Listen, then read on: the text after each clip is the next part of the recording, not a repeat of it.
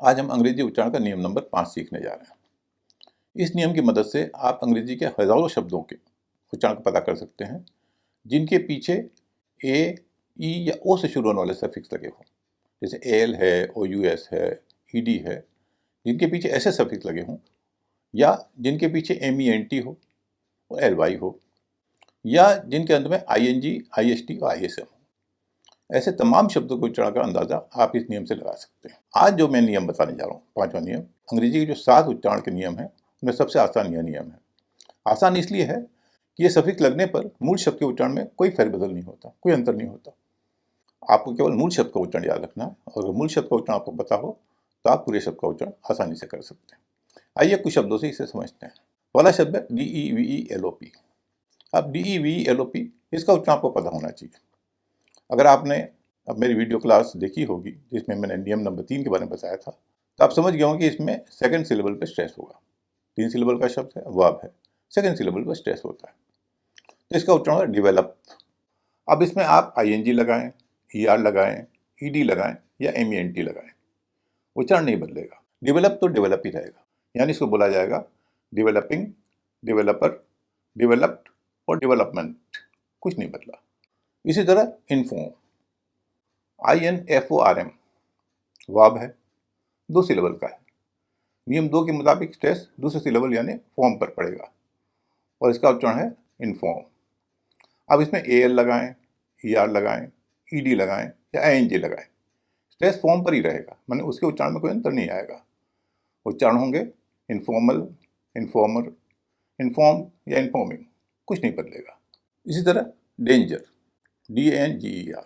अब इसके पीछे OUS लगे, OUS यानी ओ से शुरू होने वाला सफिक्स OUS, उच्चारण वही रहेगा डेंजरस, मैंने मूल शब्द का उच्चारण डेंजर है, OUS लगने पर डेंजरस ही रहा, कुछ अंतर नहीं आया। कॉमिक, 2 सिलेबल का शब्द है, एडजेक्टिव है, पहले सिलेबल पर स्ट्रेस है, कॉमिक, इसका उच्चारण आपको पता है। और उसके पीछे आप एल लगा देंगे, यानी ए से शुरू होने वाला सफिक्स AL, कॉमिकल, कोई अंतर नहीं। इसी तरह कॉलम, नाउन है, 2 सिलेबल का शब्द यह भी है और इसमें पहले सिलेबल पर स्ट्रेस है, आपको इसका उच्चारण पता है, कॉलम। और इसके पीछे IST लगाएं, कॉलमिस्ट या कॉलमनिस्ट, COL का उच्चारण वैसा ही वैसा रहा जैसा पहले था।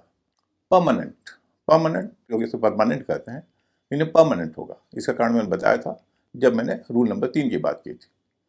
रूल नंबर 3 के हिसाब से अगर एडजेक्टिव हो तो शुरुआत के हिस्से पे स्ट्रेस होता है, शुरुआत का हिस्सा PER है, उस पर स्ट्रेस है, उसका उच्चारण पर हो रहा है, बाकी जो हिस्से हैं उसका उच्चारण हल्का हो रहा है, परमानेंट।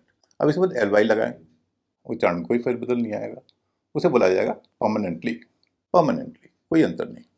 अभी मैंने डेवलप के साथ जो टेबल दिखाई उसमें DEVELOPED, इसका उच्चारण डेवलप्ड लिखा है, डेवलप्ड नहीं लिखा, ट लिखा है। ऐसा क्यों है, इसके बारे में मैंने अपनी वीडियो क्लास 6 में बताया था कि क्यों और कब डी का उच्चारण ट होता है। अगर आप देखना चाहें तो आलिम सर की वीडियो क्लास 6 करके सर्च कर सकते हैं। तो आज की क्लास यहीं समाप्त होती है।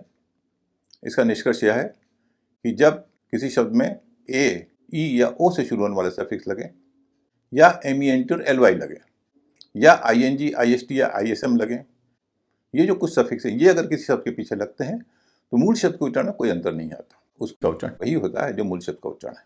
कुछ उदाहरण मैंने बताए, आप दूसरे उदाहरणों में भी इसको ट्राई कर सकते हैं। नमस्कार।